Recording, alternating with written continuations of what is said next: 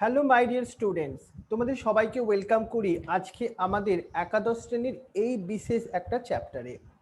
আমরা উদ্ভিদের অঙ্গ সংস্থানিক কিছু গঠন নিয়ে পড়ছিলাম। আমরা অলরেডি উদ্ভিদের কাণ্ড, তার পাতা, তাই তো এদের সম্বন্ধে মূল, এদের সম্বন্ধে দেখেছি। এদের গঠনগত যে বৈশিষ্ট্যগুলো আমরা অলরেডি তোমাদের সাথে আলোচনা করেছি। আজকে আমাদের এই ক্লাসে এই চ্যাপ্টারটার আজকে কিন্তু এন্ড, মানে আজকে আমরা শেষ করতে পারবো। আজকে আমরা তোমাদের সাথে ডিসকাস করব ফল সম্বন্ধে, বীজ সম্বন্ধে আর পুষ্প সংকেত সম্বন্ধে। এবার দেখো, আমরা প্রথম যদি তোমাকে ফলটাকে নিয়েই শুরু করি আজকের আমাদের এই ক্লাস। তোমরা ফল তো সবাই খাও, তাই না? কেউ তোমরা আম খেতে ভালোবাসো, আর আমার মালদার যে আমার প্রিয় স্টুডেন্টরা আছে তারা তো মালদা আমের জন্যেই তারা বিখ্যাত, তাই না? মালদার আম সারা পৃথিবীর বিখ্যাত। শুধু তাই নয়, এই যে ফল একটা গুরুত্বপূর্ণ ভূমিকা নেয় আমাদের প্রত্যেকের জীবনে। তোমরা অনেকেই হয়তো ফল খেতে ভালোবাসো। তোমরা কে কি ফল খেতে ভালোবাসো? কারোর হয়তো ম্যাঙ্গো খেতে ভালোবাসো, কেউ আম খেতে ভালোবাসো, কেউ হয়তো কলা খেতে ভালোবাসো, কেউ হয়তো আপেল খেতে ভালোবাসো, কেউ নাশপাতি বা কেউ বা বেদানা খেতে ভালোবাসো। বাট প্রত্যেকটি ফলেরই না একটা গুরুত্বপূর্ণ ভূমিকা আছে। তাদের পুষ্টিগুণ কিন্তু অনেকটাই ভালো। তুমি যদি ফল না খেয়ে থাকো, না খেয়ে মানে সেটা বলছি না কোনোদিনও খাওনি, মানে যদি তুমি খেতে ভালো না বাসো, আস্তে আস্তে ফলের প্রতি কিন্তু একটা ভালোবাসা তোমাকে তৈরি করাতেই হবে তোমার সুস্থ থাকবার জন্য। কিন্তু আজকে আমরা নিউট্রিশনাল ভ্যালুটা নিয়ে কথা না বলে আমরা একটু গঠনগত ব্যাপারটাকে নিয়ে কথা বলবো। আমরা ফল এটা কোথা থেকে তৈরি হয় বলতো? তৈরি হয় নিষিক্ত ডিম্বাশয় থেকে। নিষিক্ত মানে যে ডিম্বাশয়টা ফার্টিলাইজেশন হয়েছে, মানে নিষিক্ত হয়েছে, সেটাই পরিবর্তিত হয়ে এবং ফলের সৃষ্টি হয়। সেখান থেকেই ফল, অর্থাৎ ডিম্বাশয় থেকে আফটার নিষেকের পর ফল তৈরি হয়। আমরা যে ফল খাই সেটা কিন্তু ডিম্বাশয়েরই একটা পরিবর্তিত রূপ, তাই তো? এবার দেখো, আমরা যদি প্রকারভেদ করি, আমরা ফলকে মেনলি যদি প্রকারভেদ করি, দেখো তিনটে টাইপের আমরা ফল পাই। একটা হচ্ছে আমাদের প্রকৃত ফল, আর একটা হচ্ছে আমাদের অপ্রকৃত ফল। অপ্রকৃত ফল এবং প্রকৃত ফলের মধ্যে পার্থক্য সেটাও আমরা ডিসকাস করব। আর একটা বিশেষ টাইপের ফলের কথা বলবো, সেটাকে আমরা বলছি পার্থেনোকার্পিক ফল। তাহলে এই তিনটে ফল সম্বন্ধে যদি আমরা আলোচনা করতে হয়, তাহলে প্রথম দেখো আমরা প্রকৃত ফল কাকে বলবো। আমাদের এই যে ক্লাসটা বায়োলজির ক্লাস, আমরা কিন্তু তোমাকে এপ্রিল মাসে সে কমিটমেন্ট করেছিলাম তোমার বায়োলজির জন্য কোনো টিউশন লাগবে না। এই ক্লাসের মাধ্যম দিয়েই আমি তোমাকে ক্লাস 11-এর প্রত্যেকটা চ্যাপ্টার, প্রত্যেকটা টপিক যেটা তোমার সিলেবাসে আছে ওটা আমি তোমাকে পড়াবো। আমরা প্রায় 70% সিলেবাস কিন্তু কমপ্লিট করে ফেলেছি। যারা তোমরা নতুন এখনো ভর্তি হচ্ছ, হয়তো প্রত্যেক দিনই কোনো না কোনো স্টুডেন্ট ভর্তি হচ্ছ তোমরা, তারা একটু প্লে লিস্টটায় দেখবে, ওখানে আমাদের পুরনো ক্লাস যেগুলো আমরা করেছিলাম সেই ক্লাসটা আমাদের সব কিছুই দেওয়া আছে তোমাদের জন্য। আর তার সঙ্গে সঙ্গে প্রত্যেকটা ক্লাসের ইউটিউবের ডেসক্রিপশন বক্সে আমি যে তোমাকে নোটটা দেখে পড়াচ্ছি, এটা তোমাদের জন্য পুরোপুরি ফ্রিতে তোমাদেরকে দিয়ে দিচ্ছি। এই ক্লাসটা কিন্তু সম্পূর্ণ ফ্রিতে, কোনো ফিস লাগবে না এই ক্লাসের জন্য। কারণ আমার প্রত্যেকটা স্টুডেন্ট আমার খুব প্রিয়, যারা আমাদের ওয়েস্ট বেঙ্গল বা পশ্চিমবঙ্গে থাকে, তাদের সবার জন্য, সবাই যেন একটা খুব ভালোভাবে বায়োলজি শিখতে পারে, তার একটা অঙ্গীকার নেই আমাদের এই ক্লাস তোমাদের সবার জন্য। তোমাদের ভালো লাগছে তো ক্লাসটা? কারণ তোমাদের ভালো লাগলে এবং তোমরা যদি ভালো করে শিখতে পারো, তবেই কিন্তু আমাদের প্রচেষ্টা সার্থক হবে। আর এই ক্লাসটা কিন্তু শুধু বোর্ডের ক্লাস নয়, যারা মেডিকেলের জন্য প্রিপারেশন করো তাদের কিন্তু এটা একটা বেস তৈরি করার ক্লাস। মানে এটা বোর্ড প্লাস মেডিকেলের ক্লাস বলাটাই বেশ স্পেসিফিক্যালি ভালো। তাহলে চলো এবার আমরা একটু প্রকৃত ফল সম্বন্ধে তোমাদের সাথে ডিসকাস করি। প্রকৃত ফল যেটা তাহলে কোথা থেকে তৈরি হয়, দেখো ডিম্বাশয় থেকে তৈরি হয়। মানে নর্মালি ফল তৈরি হয় তো ডিম্বাশয় থেকে, আর প্রকৃত ফল আমরা তাদেরকেই বলবো যখন ফল ডিম্বাশয় থেকেই তৈরি হয়। যেমন আমরা একটা উদাহরণ দিচ্ছি, যেটা আমি একটু আগে তোমাকে বলে এলাম, আম আমারও তো খুব ফেভারিট। সেই আম কিন্তু প্রকৃত ফলের মধ্যেই আসবে। তার কারণ ডিম্বাশয় থেকেই আমের উৎপত্তি হয়। এবার আমরা অপ্রকৃত কিছু ফলের সম্বন্ধে বলি, যেটাকে আমরা অনেক সময় ফলস ফ্রুট বলি। আর আমি তোমাকে বলেইছি এর সঙ্গে সঙ্গে কিন্তু তোমাকে ইংলিশ টার্মসগুলো আমি শেখাবো। ট্রু ফ্রুট মানে প্রকৃত ফল, আর ফলস ফ্রুট মানে অপ্রকৃত ফল। তাহলে অপ্রকৃত ফল মানে তুমি কিছুটা আন্দাজ করতে পারছো, এখানে কিন্তু ডিম্বাশয় ছাড়া অন্য অংশ থেকে, যেমন পুষ্পাক্ষ থেকে ফল উৎপন্ন হয়, মানে পুষ্পাক্ষ তো ডিম্বাশয়ের অংশ নয়, তাহলে ডিম্বাশয় ছাড়া অন্য অংশ, তখনই তাকে আমরা অপ্রকৃত ফল বলছি। কিন্তু মানে আপেল, যেটা কিন্তু খুবই আমাদের ফেভারিট অনেকের ক্ষেত্রেই, সেই আপেল কিন্তু অপ্রকৃত ফল, মানে ফলস ফ্রুট। মানে এ নিয়ে তোমাকে ঘাবড়াবার দরকার নেই, খাদ্যগুণ কিন্তু আপেলে অনেকটাই আছে বেশি, তাই না? তাহলে আমরা প্রকৃত ফল আর অপ্রকৃত ফলের মধ্যে পার্থক্য দিলে তোমাকে একটা ডেফিনেশন বেসিস প্রবলেম লিখতে হবে, আর একটা তোমাকে উদাহরণ দিতে হবে। কিন্তু আর একটা বিশেষ একটা ফলের কথা বলি, যেটাকে আমরা পার্থেনোকার্পিক ফল বলছি। পার্থেনোকার্পিক ফল যেন কলাকে আমরা বলছি। কেন যেন কলাকে আমরা পার্থেনোকার্পিক ফল বলি? কারণ নিষেক ছাড়া নিষেক ছাড়া, দেখো এটা ভেরি ইম্পর্টেন্ট, নিষেক ছাড়া ডিম্বাশয় থেকেই ফল তৈরি হয়, কিন্তু যেহেতু নিষেক সম্পন্ন হচ্ছে না, তাই এই ধরনের ফলকে আমরা পার্থেনোকার্পিক ফল বলি। তোমরা অনেকেই জানো এই পার্থেনোকার্পিক ফল তৈরি করতে অক্সিন বা জিব্রেলিন নামক উদ্ভিদ হরমোনের একটা গুরুত্বপূর্ণ ভূমিকা আছে। বোঝা গেল? এবার আমরা চলো একটা প্রকৃত ফলের গঠন সম্বন্ধে তোমাদের আলোচনা করব। আমরা একটা প্রকৃত ফলের একটা গঠন আমরা দেখতেও পাচ্ছি, এখানে তুমি দেখতে পাচ্ছ এই পিকচারটা নিশ্চয়ই। তাহলে আমরা আমের একটা পিকচার তোমাকে দেখাচ্ছি। এই আম, তার যদি আমটা একটা প্রকৃত ফল, তাহলে প্রকৃত ফলের যখন গঠন তোমাকে বোঝানো হবে, তখন মাথায় রাখো এই যে একটা প্রকৃত ফলের মধ্যে দুটো অংশ, একটাকে আমরা কি বলছি, একটাকে আমরা বলছি ফলত্বক, আর একটাকে আমরা কি বলছি, বীজ। এই যে ফলত্বক, যেটা তিনটে ত্বক নিয়ে গঠিত, একটাকে আমাদের একদম বাইরে যেটা থাকে তাকে আমরা কি বলবো, বহির্ত্বক, মাঝে যেটা থাকে মধ্যস্থক, আর একদম বীজকে আবৃত করে যেটা থাকে সেটাকে আমরা কি বলবো, অন্তঃস্থক। এই তিনটে ত্বক বুঝতে পারছো তো? আমি যে ছবিটার দিকে তোমায় কনসেন্ট্রেট করাই, তুমি দেখো এই ছবিটার মধ্যে এই হচ্ছে একদম বাইরের ত্বক, যেটা আমের খোসা বলতে পারো। আর মধ্যত্বক, আমরা আমের কোন অংশটা খাই বলতো? আমরা আমের মধ্যত্বকটা খাই। আর অন্তঃস্থক মানে বীজকে আবৃত করে একটা স্তর তুমি দেখতে পাচ্ছ, যেটাকে আমরা অন্তঃস্থক বলছি। কিন্তু সব ফলের ক্ষেত্রেই যে আমরা মধ্যস্থক খাবো এটা কিন্তু কোনো গ্যারান্টি বা 100% শিওর নয়। বিভিন্ন ফলের ক্ষেত্রে এটা পরিবর্তিত হতে পারে, কিন্তু আমের ক্ষেত্রে আমরা খাই মধ্যস্থক। বুঝে গেছো ব্যাপারটা? এবার বীজ, সেটাও তো একটা ফলের মধ্যে আসবো, কারণ বীজকে ধারণ করাই ফলের কিন্তু একটা গুরুত্বপূর্ণ কাজও বটে। সেই কারণের জন্য বীজ, যেটা ভেরি ইম্পর্টেন্ট, আমরা যেটা বলছি এই বীজ যেটা ফলের মধ্যে কিন্তু ভেতরে লুকানো থাকে। আমরা এই যে গাছেদের কথা বলছি, আমরা তো গুপ্ত বীজীদের কথা বলছি না। গুপ্ত বীজী মানে অর্থাৎ ফলের মধ্যেই বীজটা লুকানো অবস্থায় থাকবে। তাহলে এই হচ্ছে একটা প্রকৃত ফলের গঠন। এবার তোমাকে আমি একটা ভেরি ইম্পর্টেন্ট দিক তোমাকে বোঝাবো, সেটা হচ্ছে ফলের প্রকারভেদ। এবার দেখো এই যে ফলের প্রকারভেদ যখন আমি তোমাকে বলতে চাইবো, তখন তিন প্রকারের আমরা ফলের কথা তোমাকে বলবো। একটা সরল ফল, একটা গুচ্ছিত ফল, আর একটা হচ্ছে যৌগিক ফল। কিন্তু সরল ফল, গুচ্ছিত ফল আর যৌগিক ফলের মধ্যে কি পার্থক্য দেখো। তুমি আম, টমেটো, আপেল এগুলো তো খেয়েছো, এগুলো সবগুলোই একটা সরল ফলের মধ্যে আসছে।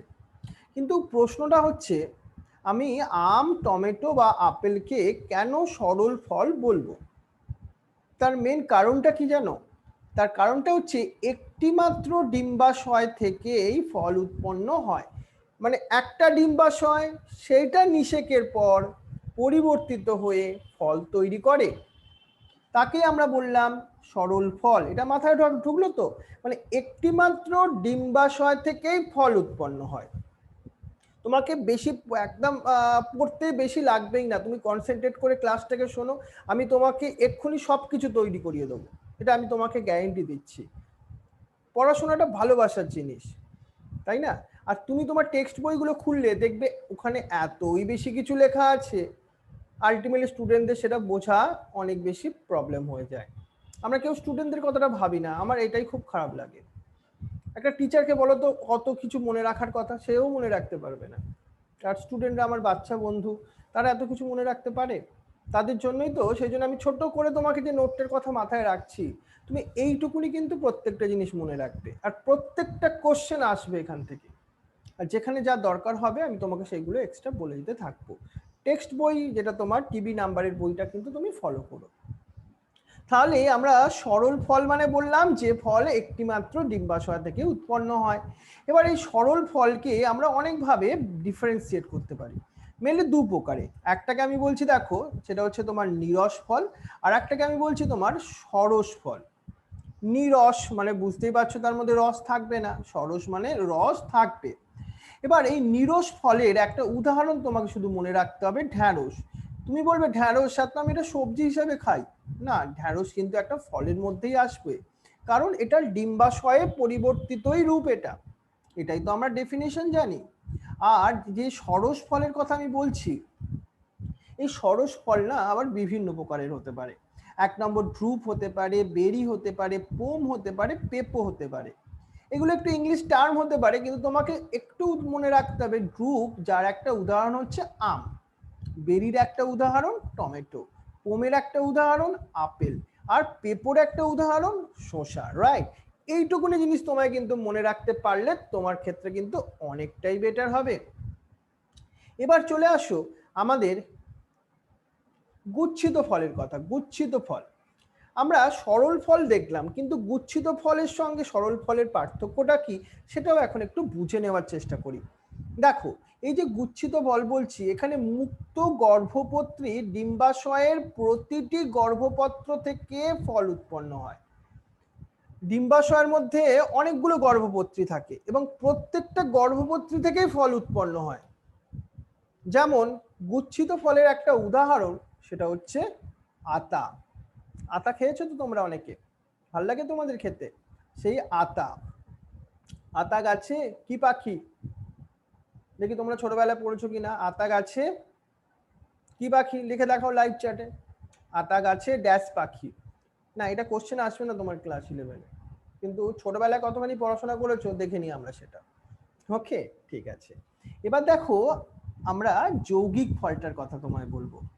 যৌগিক ফল, যৌগিক মানেই বুঝতে পারছো একটু কমপ্লেক্সিটি কিছু ব্যাপার থাকবে এখানে। কমপ্লেক্সিটি বা জটিল যে ব্যাপারটা, কম্পাউন্ড যে ব্যাপারটা, সেটা কি সেটা আগে একটুখানি বোঝার চেষ্টা করি। দেখো, যেখানে সমগ্র পুষ্প বিন্যাসই একটি মাত্র ফলে রূপান্তরিত হয়, মানে পুরো পুষ্প বিন্যাস সেটা ফলে রূপান্তরিত হচ্ছে।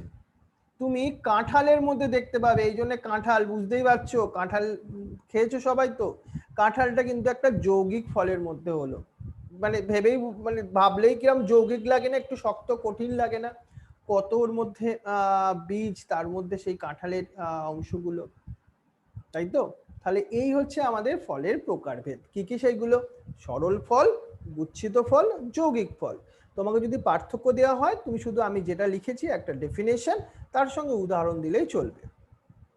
আর আজকে যেহেতু আমাদের এই ক্লাসটার লাস্ট ক্লাস, তাই তো, মানে আমাদের এই চ্যাপ্টারের জন্য লাস্ট ক্লাস, সেই কারণের জন্য আমরা তোমাকে কয়েকটা কোশ্চেন দিয়েছি। দেখো, কারণ এই ক্লাসটা তো মেডিকেলের জন্যই, সেই জন্য এনসিআরটি বেশি কিছু কোশ্চেনগুলো তোমার পড়ে রাখা দরকার। তাহলে এই যে কোশ্চেনগুলো দেখো, আমি তোমাকে 1 2 3 4 করে দিয়েছি, এই কোশ্চেনগুলো তুমি তোমার খাতায় লেখো, মানে অ্যান্সারগুলোকে বই দেখে লেখো, কিন্তু দেখে তৈরি করে রাখো। আরো কিছু কোশ্চেন আছে, আমি পরের পেজগুলো দিচ্ছি। এবার দেখো, আমরা আসবো বীজ সম্বন্ধে পড়তে। বীজ, যেটাকে আমরা ইংলিশে কি বলবো, সিড বলবো, তাই তো? এই যে বীজ বলছি, ডিম্বাশয় থেকে যখন ফল উৎপন্ন হয়, ডিম্বাশয়ের ভেতরে কি থাকে? ডিম্বক থাকে। সেই ডিম্বক আলটিমেটলি বীজে পরিণত হয়। অর্থাৎ নিষেকের পর পরিণত এবং পরিবর্তিত ডিম্বককেই আমরা বীজ বলবো।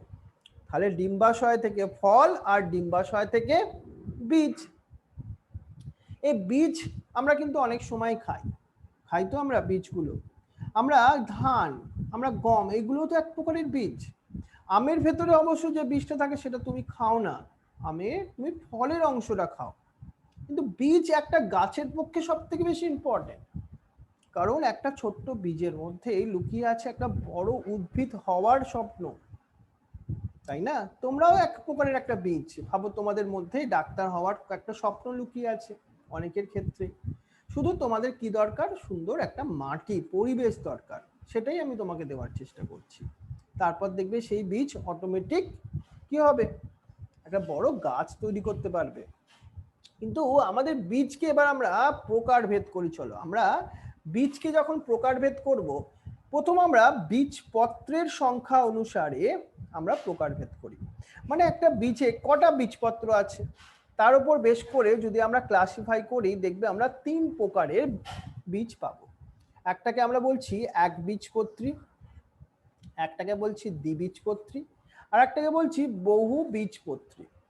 এই তিনটের মধ্যে পার্থক্য তুমি তোমার নাম শুনেও বুঝতে পারছো। একবীজপত্রী মানে কি বুঝতে পারছি আমরা? এর মধ্যে একটি মাত্র বীজপত্র থাকবে। দ্বিবীজপত্রীর ক্ষেত্রে কি হচ্ছে? যেখানে দুটি বীজপত্র থাকছে। আর বহু বীজপত্রীর ক্ষেত্রে যেখানে অনেকগুলো বীজপত্র থাকতেছে। নাম থেকে তো বুঝতে পারছি আমরা, তাই না? কিন্তু শুধুমাত্র তোমাকে উদাহরণগুলো এক্সট্রা মনে রাখতে হবে। এই যে ধান, সেটা কিন্তু একটা একবীজপত্রীর উদাহরণ। আম, সেটা হচ্ছে তোমার দ্বিবীজপত্রী। আর বহুবীজপত্রীর মধ্যে কিন্তু আমাদের পাইনের কথাটা তুমি একটু মনে রেখো। কিন্তু খুব ভালো, আমাদের এই একবীজপত্রী আর দ্বিবীজপত্রী আমরা বীজের পার্থক্য বললাম, কিন্তু একবীজপত্রী উদ্ভিদ আর দ্বিবীজপত্রী উদ্ভিদের পার্থক্যটাও তোমায় মনে রাখতে হবে। একবীজপত্রী উদ্ভিদে কি ধরনের ভেনেশন, কি ধরনের ভেনেশন দেখা যায়? প্যারালাল, সমান্তরাল শিরাবিন্যাস। দ্বিবীজপত্রীতে রেটিকিউলেট মানে জালিকাকার শ্রেণীবিন্যাস দেখা যায়। এগুলো মনে আছে তো? এগুলো কিন্তু দরকার খুব আমাদের। এবার আমরা বীজকে প্রকারভেদ করব কার উপর ভিত্তি করে? দেখো, বীজকে এবার আমরা প্রকারভেদ করব তার শস্যের উপস্থিতি অনুসারে। শস্য মানে সেই আমরা পড়েছিলাম না, এন্ডোস্পার্ম। এন্ডোস্পার্ম মানে শস্য, মানে বীজের মধ্যে শস্য কি বর্তমান, কি শস্য বর্তমান নয়, এটার উপর ভিত্তি করে চলো আমরা বীজকে দুটো প্রকারে ভাগ করি। একটা শস্যল বীজ আর একটা হচ্ছে তোমার অশস্যল বীজ। এই শস্যল বীজ আর অশস্যল বীজের মধ্যে পার্থক্যটা শুনি আমরা। না দেখো, বাংলাটাও কিন্তু অনেক খুব ইজি। নাম থেকে তুমি পার্থক্য একটা এক্ষুনি পেয়ে যাচ্ছ। কি সেটা? শস্যল মানে কি হবে? বীজের মধ্যে শস্য বর্তমান থাকবে। অশস্যল মানে কি হবে? বীজে শস্য থাকে না।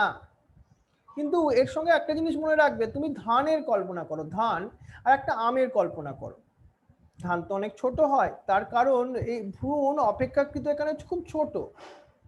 আর অশস্যল বীজ আম, আমরা তো মনে রাখছি আমরা, সেখান থেকে কি বুঝতে পারছি আমরা? আমে ভ্রূণ কিন্তু আকারে সাধারণত বড় হয়। এবার উদাহরণটা আমাদের মাথায় রাখতে হবে, সেটা হচ্ছে সাধারণত একবীজপত্রী যে বীজগুলো হয় যেমন ধান, এগুলো সবই কিন্তু শস্যল বীজের মধ্যে আসবে। আর তুমি সাধারণত তুমি দ্বিবীজপত্রী বীজগুলোকে দেখো, যেমন আম, জাম, এরা সবাই কিন্তু অশস্যল বীজের মধ্যেই আসবে, যাদের মধ্যে এন্ডোস্পার্ম উপস্থিত থাকে না। তাহলে আমাদের শস্যল বীজ আর অশস্যল বীজের পার্থক্য বললে পারবে তো লিখতে? এবার তোমরা যদি নিজেরা মনে করো আমি এই স্যার দুটো বা তিনটে পার্থক্য ছাড়া আরো পার্থক্য মনে রাখতে পারছি, তখন তুমি তোমার একটু টেক্সট বইটার ফলো করতে পারো, তাহলে তোমার পক্ষে সুবিধা হবে। এবার দেখো, আমরা একটা ছোলা বীজের গঠন তোমাকে বলবো। ছোলা বীজ, তোমরা ছোলা তো খাও সকালবেলা, আমার গ্রামের স্টুডেন্টরা অনেকেই ছোলা খায়, আমিও খাই প্রত্যেক দিন। আবার সেই খাওয়া দাওয়ার কথা পরে, আজকে চলো যে গঠনটাকে নিয়ে কথা বলি। আমরা ছোলা বীজের গঠনটাকে নিয়ে যদি কথা বলি, দেখো আমি একটা ছোলা বীজের ছবিও তোমাকে দেখাচ্ছি। এই যে ছোলা বীজের তুমি ছবি দেখছো, ছোলা বীজের মধ্যে তুমি কি কি দেখতে পাচ্ছ? একটা আছে তোমার বীজ ত্বক, যেটা পুরো ছোলা বীজকে কভার করে আছে। আর কি আছে তার ভেতরে? ভ্রূণ। এই দুটো অংশ দিয়ে তৈরি। ছোলা বীজ যেহেতু একটা দ্বিবীজপত্রী বীজের উদাহরণ, এর মধ্যে দুটো বীজতক তুমি দেখতে পাবে। বাইরেরটাকে আমরা বলছি কি একদম বীজ বহিস্তক, আর তার নিচের যে বীজতকটাকে কভার করে থাকে তাকে আমরা বলবো বীজ অন্তঃস্থ। এটা কিন্তু দ্বিবীজপত্রী উদ্ভিদে তুমি খুব ভালোভাবে দুটো বীজতকের মধ্যে পার্থক্য করতে পারবে, একবীজপত্রীতে সেটা কিন্তু পারবে না সঠিকভাবে। এবার চলে আসি একটা বীজের ভেতরে। বীজের ভেতরে কি আছে? বীজের ভেতরে আছে বীজপত্র আর ভ্রূণাক্ষ। এবার যেহেতু আমরা ছোলা বীজকে দ্বিবীজপত্রীর কথা বলছি, তাহলে এর মধ্যে কটা বীজপত্র থাকবে? দেখো আমরা এখানে ছবিতেও দেখতে পাচ্ছি, এটা একটা বীজপত্র আর এটা একটা বীজপত্র, অর্থাৎ দুটো বীজপত্রের উপস্থিতির জন্যই তো ছোলা বীজ দ্বিবীজপত্রী। আর ভ্রূণাক্ষ, এর মধ্যে কি কি পার্ট আছে? দেখো আমরা ছবিতেও দেখতে পাচ্ছি প্রধান কিন্তু দুটো অংশ, একটা হচ্ছে ভ্রূণমূল আর ভ্রূণ মুকুল। এই যে ভ্রূণ মূল তুমি দেখতে পাচ্ছ এখানে, আর ভ্রূণ মুকুলটা এখানে। অর্থাৎ ভ্রূণ মূল থেকে মূল তৈরি হয়, ভ্রূণ মুকুল থেকে অর্থাৎ বিটপের স্টেম বা কাণ্ডের অংশগুলো তৈরি হয়। কিন্তু ভ্রূণ মূলের তো প্রোটেকশন দেওয়া দরকার, সেই জন্য তার কাছাকাছি যে অঞ্চলটা তাকে বীজপত্রাবকাণ্ড, আর ভ্রূণ মুকুলের সঙ্গে কাছাকাছি অঞ্চল সেটা বীজপত্রাধিকাণ্ড বলে আমরা বলছি। এর সঙ্গে একটা নাম ছোলা বীজের গঠন ক্রমে কিন্তু তোমায় মনে রাখতে হবে। বোঝা গেছে ব্যাপারটা? মানে একটা ছোলা বীজের গঠন বললে তুমি এই চারটা মনে রাখবে, কিন্তু কোশ্চেনটা যদি 2 মার্কস বা 3 মার্কসের আসে তখন তুমি নিচে এক লাইন করে লিখে দেবে। কি লিখে দেবে? এটি বীজের বাইরের স্তর, এটা বীজের ভেতরের স্তর। তারপরে এখানে তুমি লিখে দেবে ছোলা বীজের মধ্যে দুটি বীজপত্র থাকে, ভ্রূণ মূল আমি যেটা বললাম সেটা নিচের দিকে অবস্থিত, এখান থেকে মূল তৈরি হয়। এইগুলো একদম মানে বুঝে রাখলে কিচ্ছু আলটিমেটলি মুখস্থ করার দরকার নেই। এবার আমরা ভুট্টা বীজের তোমাকে গঠনটা একটু বলবো। ভুট্টা বীজ, ভুট্টা বীজ যেহেতু একটা একবীজপত্রী বীজ, এবার তার কোশ্চেনটা তার আমাদের ঘুরিয়েও দেওয়া যেতে পারে, একবীজপত্রী বীজের গঠন বর্ণনা করো। এবার মজার ঘটনাটা দেখো, এই ভুট্টা বীজের মধ্যে ফলত্বক আর বীজত্বক ওরা একসঙ্গে সংযুক্ত অবস্থায় থাকে, একসঙ্গে জুড়ে থাকে, তাদেরকে তুমি খুব ভালোভাবে আলাদা করতে পারবে না। আর একটা ভুট্টা বীজের মধ্যে তার ভেতরের অংশটাকে আমরা কি বলবো? অন্তর্বীজ। তুমি একটা ছোলার ক্ষেত্রেও দেখতে পাচ্ছ এই দুটো অংশ দিয়ে অন্তর্বীজের অংশটা তৈরি। একটাকে আমরা কি বলছি? শস্য। দেখো এই অংশটাকে আমরা বললাম শস্য, আর এর ভেতরে এই যে অংশটা আছে সেটাকে আমরা বলছি ভ্রূণ। কোনটা? দেখো এই হচ্ছে ভ্রূণের অংশটা। এইটা হচ্ছে ছোলা বীজের মধ্যে তোমরা দেখতেই পাচ্ছ। কিন্তু এবার যদি আমরা এই ভ্রূণের পার্টটাকে নিয়ে আরেকটু কথা বলি, আরো আমরা কি পাবো দেখো, তোমাকে তখন এই ছবিটা একটু ভালো করে দেখতে হবে। এই ছবিটাই তোমাকে আঁকতেও হবে। কিন্তু দেখো একটা ভ্রূণের মধ্যে কি কি পার্ট আছে, একটা ভালো করে মাথায় রাখো, এর মধ্যে দুটো, একটা হচ্ছে ভ্রূণ নাক্ষের পার্ট আর একটা হচ্ছে বীজপত্রের পার্ট। এবার এই যে বীজপত্র, এটা কিন্তু একটাই বীজপত্র থাকে, এটাকে অনেক সময় স্কিউটেলামও বলে। আমরা ভুট্টা যেহেতু একবীজপত্রী, এটাকে আমরা শস্যল বীজ বলেছিলাম, তো সেই কারণের জন্য তুমি এই বীজের মধ্যে দেখতে পাচ্ছ শস্য বর্তমান আছে, কারণ এটা শস্যল বীজ, সেই কারণের জন্য। এবার ভালো করে আমরা ভ্রূণাক্ষের পার্টটা দেখি। ভ্রূণাক্ষ মানে এই পার্টটার কথা আমরা বলছি। এই পার্টের মধ্যে আমরা দুটো অংশ দেখতে পাচ্ছি, একটা হচ্ছে ভ্রূণ মূল আর একটাকে আমরা কি বলছি? ভ্রূণ মুকুল। আমি আগেও বলেছি ভ্রূণ মূল থেকে মূল তৈরি হয়, ভ্রূণ মুকুল থেকে স্টেমের পার্টটা তৈরি হয়।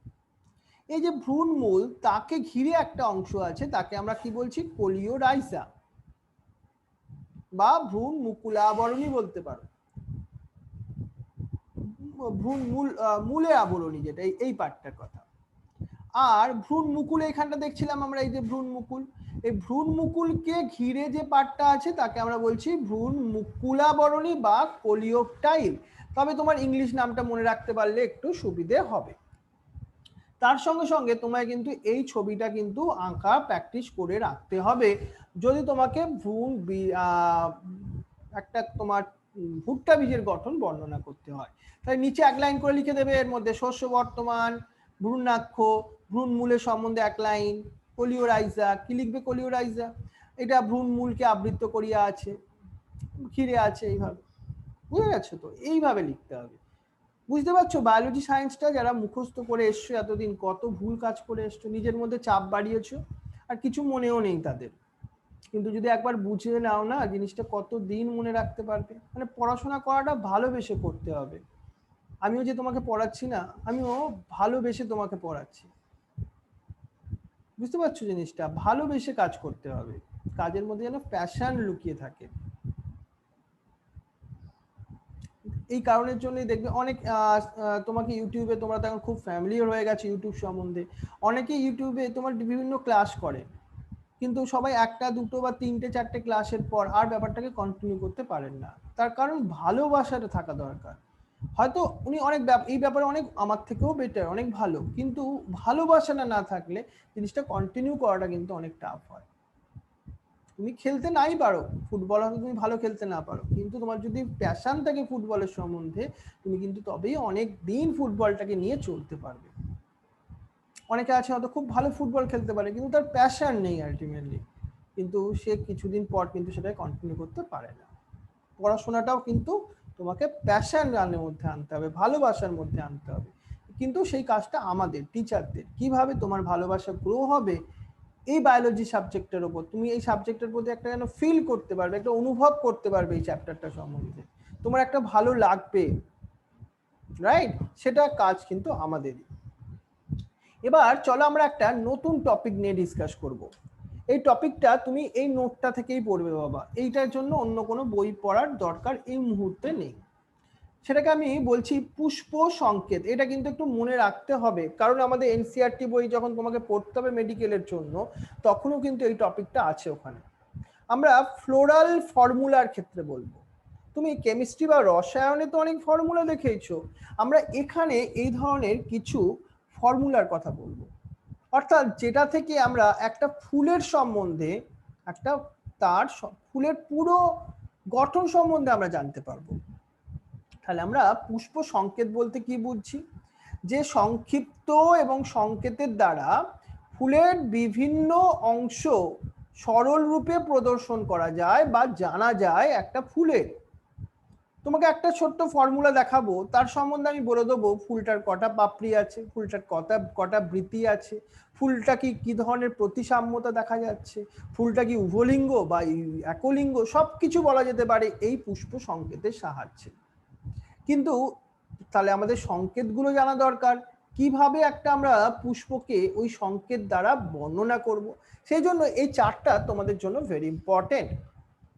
আমরা প্রথম বলেছি কি মঞ্জুরি পত্রের কথা। মঞ্জুরি পত্র মানে ব্র্যাক্ট বলেছি ইংলিশে আমরা, মানে এটা যদি উপস্থিত থাকে তাহলে আমরা কি বললাম, দেখো বিআর বললাম, আর যদি অনুপস্থিত থাকে সেটাকে আমরা কি বললাম, ইবিআর, মানে ই ব্র্যাকেটেড। সবগুলো কিন্তু ইংলিশ নামের থেকেই এসছে। আমরা পুষ্পের প্রতিসাম্যতা, একটা ফুল যদি অসমাঙ্গ হয় তখন তাকে আমরা দেখো এই ধরনের একটা সাইন দিয়ে ডিনোট করছি। আর যদি সমাঙ্গ টাইপের পুষ্প হয়, আমরা একটা ফুল কেন সমাঙ্গ কেন অসমাঙ্গ সবকিছু পড়িয়েছি আগের ক্লাসগুলোতে, পারলে দেখে নাও কেউ যদি মনে রাখতে না পেরে থাকো। সমাঙ্গ এটা প্রতিসাম্যতার কথা বলছি, তখন আমরা প্লাস লিখে একটা গোল পাকিয়ে দেবো। পুষ্পের লিঙ্গ, অনেক যেমন জবা ফুল, ওর মধ্যে তুমি উভলিঙ্গ ফুল, পুরুষ এবং স্ত্রীর জননাঙ্গ দুটোই বর্তমান, তখন তাকে আমরা এই ধরনের সাইন দিয়ে এক্সপ্লেন করব। শুধু যদি পুরুষ ফুল থাকে তখন শুধু এই সাইনটা দেবো, যদি স্ত্রী ফুল থাকে শুধু এই সাইনটা দেবো। একটা পুষ্পের মধ্যে বা ফুলের মধ্যে তো বিভিন্ন স্তবক থাকে, যেমন বৃতি, তাকে আমরা ক্যালেক্স বলছিলাম, সেজন্য আমরা কে দিয়ে ডিনোট করেছি। দলমণ্ডল, সেটাকে করলা বলেছিলাম, সেজন্য সি বলে। পুষ্পপুট মনে পড়ছে, আমি বলেছিলাম আগে, কিন্তু যেটা কিন্তু আমরা পেরিয়ান্থ বলেছিলাম, সেজন্য দেখো পি দিয়ে ডিনোট করছি। পুংস্তবক অ্যান্ড্রোসিয়াম বলেছিলাম, সেজন্য দেখো এ দিয়ে ডিনোট করছি। স্ত্রীস্তবক গাইনোসিয়াম, সেই কারণের জন্য ক্যাপিটাল জি দিয়ে ডিনোট করছি। এইগুলো হচ্ছে পুষ্প সম্বন্ধে একটা সংকেত জানাবার কয়েকটা চিহ্ন। এই চিহ্নগুলো তোমাকে আগে জানতে হবে। তারপর দেখো পুষ্প সংকেত লেখার কয়েকটা নিয়মাবলী আছে। কি নিয়মাবলী? একটা মাতৃ অক্ষ বরাবর ফুল বিভিন্ন স্তবক ধারণ করে, একটা মাতৃ অক্ষ থাকে, সেই অক্ষ থেকে তুমি দেখবে ফুলের বিভিন্ন অংশগুলো ধারণ করে থাকে। পরের অংশ, স্তবকের অংশগুলির সংখ্যা নির্দিষ্ট সংকেতের ডান দিকে লিখতে হবে। অর্থাৎ তোমাকে যদি বলি ক্যালেক্স কটা আছে, 5টা আছে, তখন তুমি এইভাবে ডান দিকে এইভাবে লিখতে পারবে। বুঝতে পারছো? তারপর একটা এসো, স্তবকের অংশগুলো যখন নিজেদের মধ্যে যুক্ত থাকে, যেমন আমাদের করলা যদি বলি, করলা আছে 5টা কিন্তু নিজেদের মধ্যে ওটা জুড়ে আছে, তখন আমরা এইভাবে ব্র্যাকেটের মধ্যে লিখব। দুটি পৃথক স্তবকের মধ্যে অসমযোগ থাকলে তখন আমরা মনে করো অ্যান্ড্রোসিয়াম আর একটা গাইনোসিয়ামের মধ্যে, তখন আমরা এইভাবে একটা লাইন টেনে দেবো। আর যদি গর্ভাশয়টা অধিগর্ভ হয় তাহলে আমরা এইভাবে ডিনোট করব, আর অধগর্ভ হলে তাহলে আমরা এইভাবে ডিনোট করব। যেমন একটা তোমাকে উদাহরণ দিই, উদাহরণের পুষ্প সংকেতটা এইভাবে দেওয়া হয়েছে। দেখো তুমি এখান থেকে কি কি বুঝতে পারছো, কি কি বুঝতে পারছো দেখে নাও, ছবি দেখেই সবকিছু বোঝা যাবে। যে ফুলটি মঞ্জুরি পত্র যুক্ত, সেই জন্য এই ব্র্যাকেট বলেছি। এই যে সাইনটা দেওয়া আছে এর মানে কি ফুলটা উভলিঙ্গ, তাই তো? এবার আর জিনিস মাথায় রাখো, এর বৃত্তির সংখ্যা কটা আছে, 4 আছে। দেখো 2 + 2, ক্যালেক্সের কথা বলছি, 4। পাপড়ির সংখ্যা কত আছে, করলা যেটা, এটাও 4 দেখাচ্ছে। অ্যান্ড্রোসিয়াম বা পুষ্পস্তবক এখানে কটা দেখাচ্ছে, 6টা আছে, মানে দুটো আলাদা, 4টে একসঙ্গে আবার। আর গাইনোসিয়াম বা গর্ভকেশর সেটা কিন্তু দ্বিগর্ভপত্রী, সেই জন্য দেখো এখানে দুটো বলেছি আমরা, এখানে দুটো। আর এটা মুক্ত অবস্থায় আছে এবং অধিগর্ভ টাইপের, সেই জন্য এই জি এর এখানে নিচে আমরা লাইনটাকে টানা আছে। মানে বুঝতে পারছো একটা পুষ্প সংকেত থেকে আমরা কত কিছু জানতে পারলাম। তাহলে এইগুলো আজকের ভেরি ইম্পর্টেন্ট পার্ট কিন্তু আজকে আমরা ডিসকাস করলাম। কিন্তু এর সঙ্গে আমি আরো কয়েকটা কোশ্চেন তোমাকে দিয়ে দিয়েছি এখানে, নিম্নলিখিত কয়েকটা, এগুলো এনসিইআরটি বেস কোশ্চেন, কিন্তু তোমাদের কিন্তু সবার জানা দরকার। মেডিকেল যারা পড়তে চাইছো বা যারা পড়তে চাইছো না সবার জন্য ইম্পর্টেন্ট। নিম্নলিখিত কয়েকটা আমরা সংখ্যাগুলো পাচ্ছি, আর আমরা এর সঙ্গে কয়েকটা পার্থক্য, তার সঙ্গে সঙ্গে দেখো নিম্নলিখিত উদ্ভিদের অংশগুলো চিহ্নিত চিত্র অঙ্কন করতে বলছে। আমরা যেটা পড়ালাম না, একটা ছোলার বীজ আর একটা ভুট্টা বীজের লম্বচ্ছেদ, সেই কোশ্চেনটা এখানে দেওয়া আছে। আর এই কোশ্চেনটা একটু তোমাদের আউট অফ সিলেবাস আছে, কিন্তু তোমরা এই কোশ্চেনটা একটু মাথায় রাখতে পারো। এই ফেবেসি এবং সোলেনিসি বলে দুটো গোত্র হয় ফুলের, তাদের পুষ্প সংকেত কি, তোমরা এটা যদি চেষ্টা করবে, না পারলে আমি এটা কিন্তু আবার বুঝিয়ে দেবো তোমাদেরকে। শুধুমাত্র পুষ্প সংকেতটা, শুধু পুষ্প সংকেত, আর কিচ্ছু নয়।